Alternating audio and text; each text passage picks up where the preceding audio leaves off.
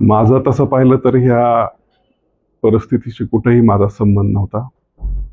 मात्र हल्लेखोर बाळाराजे पवार आणि त्यांच्या सोबतचे जे काही लोक होते, ह्यांना खऱ्या अर्थानं माजी आमदार अमरसिंह पंडित यांची हत्या करण्याचा त्यांचा हा प्रयत्न होता. ते त्यांना एकटे शोधत आमच्या कार्यालयावर आले होते. आमचं कार्यालय म्हणजेच त्यांचं अमरसिंह पंडित साहेबांचं निवासस्थान आहे.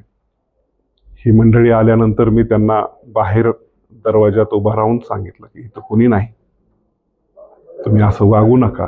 कारण ते इतक्या स्पीडमध्ये गाड्या घेऊन आले होते की आमची एक समोर उभा असलेल्या गाडीवर त्यांनी त्यांची गाडी आदळली जोरात, आणि तो आवाज ऐकल्यामुळेच मी बाहेर आलो. तर त्यांनी मग उतरल्यानंतर सुरू केलं होतं की आज अमर पंडितला सोडायचं नाही, त्याला एकदा दाखवायचंच, त्यांच्याकडे बघतो, अशा पद्धतीच्या आणि शिवीगाळ करत होते ते. किती जण होते? कुठले कुठले शस्त्र त्यांच्या हातात? शस्त्र त्यांच्या गाडीत होते. ते स्वतः खाली उतरले आणि त्यांनी काठ्या बेल्ट काढून मग ते नाहीत तर तू आहेस असं म्हणून मला तिथं मारहाण केली. आता काय मागणी आहे तुमची?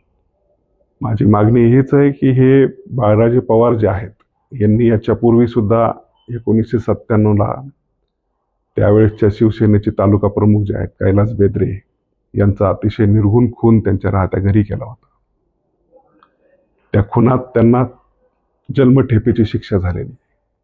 हे कारागृहात होते. आत्ता सत्तेचा त्यांनी दुरुपयोग करून ही शिक्षा माफी करून घेतली होती.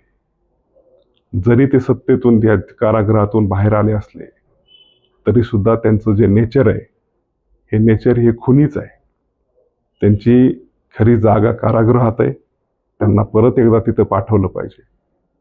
आणि गेवराई शहरात जर लोकप्रतिनिधीच्या घरात घुसून जर अशा पद्धतीनं ते करत असतील, कारण त्यांच्या सोबत जे काही गुंड होते हे सुद्धा त्यांच्याबरोबरच्या कारागृहात राहणारेच गुंड होते, सगळे क्रिमिनल लोक होते. आणि त्यांनी केलेला हा माझ्यावरचा जीव घेणा अमानुष हल्ला होता. मला आमच्या वाहनाचे चालक तिथं जर नसते तर कदाचित मी आज जिवंत राहू शकलो नसतो.